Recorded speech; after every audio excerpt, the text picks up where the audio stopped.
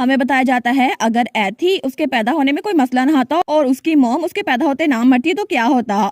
और जब एथी पैदा होने वाली थी तो तब एक विज़र्ड ने उनको बताया एम्पर और एम्प्रेस को, जो कि बहुत ज्यादा नॉक्शियस थी एम्प्रेस की इलनेस की वजह से। लेकिन तब एक विज़र्ड उनके पास आया था, उसने कहा था अगर आप वर्ल्ड ट्री की ये टहनी इसको पिए ना तो फिर आपकी लाइफ बच जाएगी। और वो विज़र्ड कोई और नहीं हमारा लूकस ही था। वो सोचता है वर्ल्ड ट्री आखिर ऐसे काम मुझे क्यों देता रहता है, कितना अनोइंग है ना। लेकिन उसके कुछ अरसे बाद ही वहाँ पर खुशी का माहौल था क्योंकि हमारी एथनीसिया वो पैदा हो चुकी थी। तो लिली कहती है ये तो हेल्दी बेबी गर्ल है। और तब एम्पर एम्प्रेस और हमारी एथनीसिया जो कि प्रिंसेस थी तीनों ही खुश थे क्योंकि एथी की मॉम की जान बच चुकी थी और उसके फादर ने गुस्से में आकर किसी को नहीं मारा था। और इस तरह प्रिंसेस वो बड़ी हुई स्ट्रॉन्ग क्योंकि उसके पास एम्पर और एम्प्रेस दोनों का प्यार था और वो दोनों ही जिंदा थे। लेकिन तब कुछ अरसे बाद वो कहती है फिलिक्स आज से तुम ना नेबरिंग किंगडम के प्रिंसेस बनने वाली हो, ठीक है। वो कहता है लेकिन कम से कम मुझे प्रिंस या नाइट तो बनने देना, मुझे प्रिंसेस क्यों बनाना है आपने। लेकिन तब थोड़ी देर बाद फिलिक्स का तो मेकअप कर दिया था हमारी हीरोइन ने। तो वो डियाना और हमारे क्लॉड के पास आता है। वो कहता है ऐसा लगता है प्रिंसेस को अपनी एज का कोई दोस्त चाहिए। तो एम्पर कहता है लेकिन ये तुम पे तो सूट कर रहा है। और तब वहाँ कुछ अरसे बाद हमारी हीरोइन का दोस्त बनने के लिए आता इकाइल। वो अपने आप को इंट्रोड्यूस करवाता। वो कहता है मैं हूँ इकाइल एल्फियस। और वो तो कितना क्यूट सा बेबी था ना। तो हमारी हीरोइन उसको देखती है, वो कहती है वाओ ये तो एक प्रिंस है ना। और तब उसके साथ बैठ गई थी और उसके बालों में फूलों का ताज लगा रही थी। वो कहती है तुम तो प्रिंस हो। तो इकाइल सोचता है ये तो बिल्कुल एक छोटी सी बेबी एंजल की तरह लग रही है। तो तब फिलिक्स कहता है प्रिंसेस आखिर मैं एक प्रिंसेस क्यों हूँ, आखिर आपने उनको एक प्रिंस क्यों कहा है। लेकिन क्लॉड सोचता है असल में एक प्रिंस तो मैं था ना, लेकिन ये इसको क्यों कह रही है। और दूसरी तरफ वहाँ पे आ गया था हमारा लूकस भी, जो कि बिल्कुल छोटा था। वो कहता है मैं हूँ लूकस मेज ऑफ द टावर। और तब वो भी छोटू सा बिल्कुल क्यूट सा लग रहा था और उसकी एंट्री बड़ी शानदार थी। लेकिन एम्पर कहता है ऐसा नहीं है कि मेरे पास तुम्हारे करने के लिए कोई काम है। और तब तो बिल्कुल पीस का दौर था और वहाँ पे हमारी एथी की तबीयत भी खराब नहीं हुई थी। वो कहता है इसलिए तो मैं यहाँ पर आया हूँ ना। लेकिन वो एम्प्रेस से कहता है क्या मैं प्रिंसेस को कुछ मैजिक सिखाऊं। तो एथी उसके पास आती है। वो कहती है वाओ मैंने पहली बार इतना ब्यूटीफुल लड़का देखा है। वो कहती है क्या तुम मेरे साथ खेलोगे, क्या तुम मुझे मैजिक सिखाने वाले हो। तो लूकस कहता है सच में तुम्हें लगा था मैं ये करने वाला हूँ बेवकूफ। वो सोचता है मैं तो यहाँ पे कंफर्टेबल लाइफ गुजारने के लिए आया था। लेकिन तभी हमारी एथी उसके सर पे जोर के मुक्का मारती है। वो कहती है मेरे फादर ने कहा था कभी भी कोई तुमसे बदतमीजी करे ना उसके साथ ऐसे ही करना। लेकिन तब वहाँ पर लूकस तमीज के साथ बैठ गया था और हमारी हीरोइन उसके सर पे फूलों का ताज रख रही थी। तो लूकस कहता है तुम पहली इंसान हो जिसने मुझे मारा है। और असली स्टोरी में भी ऐसा ही हुआ था। लेकिन तब वहाँ फिलिक्स और क्लॉड भी उनको देख रहे थे। तो तब कुछ दिनों बाद वहाँ पर इकाइल जैनेट को भी लिया था। वो कहता है ये जैनेट है, ये हमारे साथ रहती है। तो जैनेट कहती है आपसे मिलकर बहुत ज्यादा खुशी हुई प्रिंसेस। तो हमारी सोचती है ये तो बिल्कुल एक फेरी है ना। और तब वो चारों के चारे इकट्ठे बैठे हुए थे और हमारी एथी तो बहुत ही ज्यादा खुश थी। और लूकस और इकाइल दोनों की नजरें हमारी एथी पर ही थी।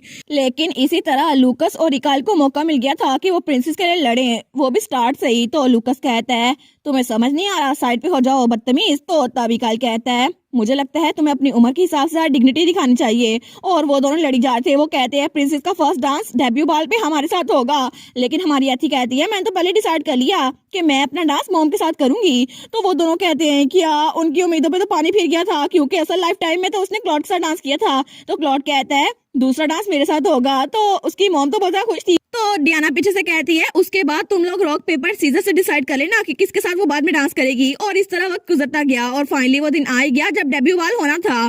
तो हमारी ऐसी तैयार खड़ी थी वहाँ पर। वो कहती है डैड मॉम कहाँ पर है। तो वो कहता है वो थोड़ी देर में आ जाएंगी। लेकिन तभी वहाँ पर कोई आता है जिसके बूट थे और वहाँ पे डियाना थी जो कि सेम टू सेम हमारे क्लॉड की तरह रॉयल ड्रेस पहन के आई थी। और वो तो बहुत ही ज्यादा प्यारी लग रही थी और उस पर तो वो ड्रेस बहुत ज्यादा सूट करा था। लेकिन उसको देखकर सब के सब शौक हो गए थे और जेनेट तो गुजारे खुश थी। वो सोचती है देखना एम्प्रेस कितनी ज्यादा प्यारी लग रही है और हर कोई उनको देखकर शौक था, लूकस और इकाइल भी। तो तब हमारी एथी और क्लॉड तो बहुत ही ज्यादा खुश थे। तो उसकी मॉम्स की तरफ हाथ बढ़ाती है। वो कहती है कि आप मेरे साथ पहला डांस करना चाहेंगी और उसको आंख मारती है। तो हमारी एथी तो बड़ी खुश थी और अपनी मॉम के साथ पहला डांस एंजॉय करती है और बाकी सारे के सारे पीछे खड़े हुए थे। लेकिन उसके थोड़े से अरसे बाद इकाइल उसके साथ था। वो कहता है प्रिंसेस क्या आप मेरे साथ रहना चाहेंगी। और थोड़े अरसे बाद लूकस ने भी उसको प्रपोज कर दिया था। वो कहता है हे एथी क्या तुम मेरे साथ नहीं रहना चाहोगी, तुम्हें मेरे साथ रहना चाहिए। लेकिन तब वो ये मसला लेकर अपनी मॉम के पास गई थी। तो उसकी मॉम कहती है क्या तुम चूज नहीं कर सकती क्योंकि दोनों ने तुमसे कन्फेस किया है। वो कहती है हाँ हाँ बिल्कुल। तो तब उसकी मॉम कहती है अच्छा तो फिर सिर्फ एक ही ऑप्शन बचता है। लेकिन क्लॉड बेचारा वो सोचता है मैं इसको मना करूँ या ना करूँ। और आखिर में उसकी मॉम ने ये मशवरा दिया था कि तुम दोनों से शादी कर लो क्योंकि वो एक क्वीन बनने वाली थी ना, तो उसके पास ऑप्शन था। लेकिन असल स्टोरी में तो ऐसा कुछ भी नहीं होना था। और ये वाली एंडिंग राइटर ने हमारे लिए लिखी थी, लेकिन रियल स्टोरी में वो तो हमारे लूकस के साथ थी ना। तो तब राइटर बताती है मुझे सबसे ज्यादा मजा इस स्टोरी को लिखने में तब आया जब क्लॉड ने स्माइल की थी, क्योंकि पूरी स्टोरी से ज्यादा उसने अब स्माइल की है। और इसके अलावा कुछ और भी साइड स्टोरीज है, जैसे कि जेनेट की वर्कशॉप, और हमें उसकी वर्कशॉप दिखा जाती है। वहाँ पे उसने बहुत सारी चीजें रखी हुई थी, तो हमारी आती उससे मिलने के लिए आई थी। वो कहती है वाह जेनेट ये तो बहुत ज्यादा खूबसूरत है, जेनेट तुमने कर दिखाया है ना। और हमारी आती वहाँ बहुत ज्यादा प्यारी लग रही थी। तो जेनेट कहती है नहीं नहीं अभी मैंने कुछ नहीं कर दिखाया। तो तब वो कहती है अंकल कहाँ पर है। तो जेनेट कहती है वो काउंटर पे है, और उसका अंकल काउंटर पे खड़ा हुआ था जो कि क्लॉड का भाई था। वो कहती है वाह देखो सही है, तो अच्छे से काम कर रही है। तो तब जेनेट कहती है एक बार तो मुझे किसी ने स्कैम कर लिया था, तो तब से फादर मेरी हेल्प कर रहे हैं। और उन्होंने कहा था जेनेट ये कैसा कॉम्बिनेशन है, लेकिन जब से फादर मेरी हेल्प करना शुरू हुए ना हमारी सेल्स इंक्रीज हो गई हैं। और तब उसका फादर वहाँ पे खड़ा हुआ था, लेकिन हमारी हम सोचती है असल रीजन के सेल्स इंक्रीज हुई हैं वो सिर्फ ये है क्योंकि सब लड़कियां जो यहाँ पर आती है ना वो उसके फादर को देखने के लिए आती है एनास्तासियस को। लेकिन तभी वहाँ पर 2 लड़के आते हैं। वो कहते हैं मिस जेनेट हम इसको कहाँ पर रखें, क्या इसके अलावा भी कोई काम है जो आप हमसे करवाना चाहती हैं। तो जेनेट उनकी तरफ देखती है, वो कहती है नहीं नहीं ये बिल्कुल ठीक है, आप लोग को हेल्प करने की जरूरत नहीं है। तो तब जैसे ही वो हमारी हीरोइन को भी देखते हैं ना वो कहते हैं एक नई ब्यूटी, और वो तो हमारी हीरोइन के भी फैन हो गए थे। लेकिन तभी एनास्तासियस वहाँ पर आता है, जेनेट का डैड। वो कहता है मेरे पास तुम लोग के लिए कोई काम नहीं है, निकल जाओ यहाँ से। और तब उसने तो उन लड़कों को बाहर निकाल दिया था और दरवाजे पे लिखा था अगले लोगों के लिए बिल्कुल भी कोई एंट्री नहीं है। तो तब वो कहते हैं प्लीज हमें चाय तो पीने देना। लेकिन ये बिल्कुल नेचुरल था क्योंकि वो लोग जेनेट के फैन बॉय थे। और इस तरह हमारी सोचती है ये तो सेम टू सेम मेरे डैड की तरह और प्रोटेक्टिव है। तो जेनेट कहती है बस कर दे फादर, अब उनको बाहर ना निकाले। लेकिन दूसरे नंबर पे हमें जेनेट का टेस्ट भी दिखाया जाता है। जब वो अपने कमरे में बैठी हुई थी तो एथी उसके पास थी। वो कहती है जेनेट तुम क्या कर रही हो। तो जेनेट कहती है मैं तो लेटर्स के लिए रिप्लाई लिख रही हूँ, और मुझे आजकल बहुत सारे लेटर्स मिलते हैं मैच मेकर्स की तरफ से। तो हमारे सोचती है वाह जेनेट लोग को रिजेक्ट कर रही है, लेकिन ये कितनी मेहनत करती है ना।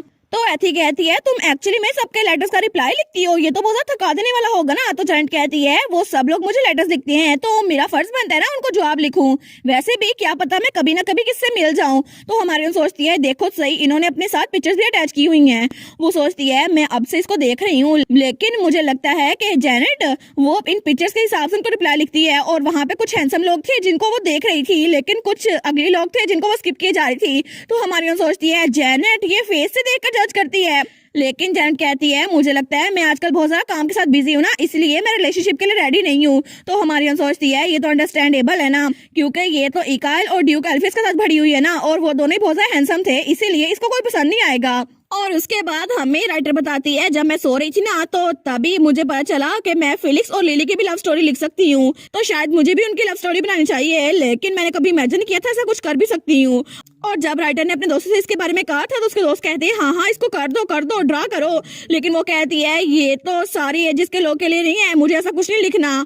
लेकिन तब इलस्ट्रेटर ने कुछ ड्रा करने की कोशिश की थी और वहाँ पे फिलिक्स और लिली साथ थे। तो हमारी आती वहाँ पर आती है, वो कहती है मेरी प्यारी लिली। लेकिन राइटर हमें बताती है जो ख्वाब मैंने देखा था ना उसमें तो फिलिक्स और लिली इकट्ठे थे और वो लोग तो रोमांस करने के लिए बिल्कुल तैयार थे और उनकी किस होने वाली थी। लेकिन तभी उसने ये ख्याल छोड़ दिया क्योंकि वो ये कर नहीं सकती थी। और उसके बाद उसका पहला रिजेक्टेड आइडिया क्लॉड और डियाना का कॉन्सेप्ट, जब क्लॉड रीइंकार्नेशन के बाद डियाना को ढूंढेगा और वो कहेगा फाइनली मुझे तुम्हें मिल ही गई, और डियाना और उसकी नजरें आपस में मिलेंगी। लेकिन ये सब कुछ भी राइटर ने अपने ख्वाब में देखा था। वो सोचती है पहले मुझे लगा था मुझे ये ड्रा करना चाहिए जहाँ पे क्लॉड सारी सल्तनत एथी को देने के बाद डियाना को ढूंढेगा। लेकिन क्या ये अजीब नहीं होगा क्योंकि रीइंकार्नेशन के बाद वो तो एथी से भी ज्यादा छोटी होगी ना, तो तब क्लॉड वो तो अपनी बेटी से भी कम उम्र की लड़के के साथ होगा ना। ये आइडिया हमने रिजेक्ट कर दिया था क्योंकि इस बात की कोई तुक नहीं बनती।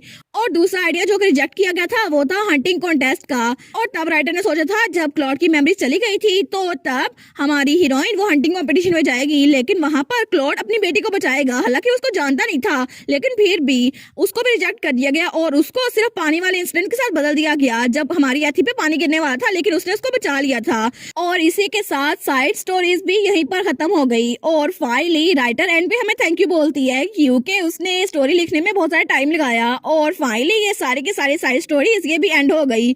और मेन स्टोरी के बाद इन साइड स्टोरीज को पढ़ने का तो बहुत ही ज्यादा मजा आया, मुझे तो कुछ ज्यादा ही आया। लेकिन आप लोग बताइएगा इन साइड स्टोरीज में से आपकी सबसे ज्यादा फेवरेट साइड स्टोरी कौन सी थी।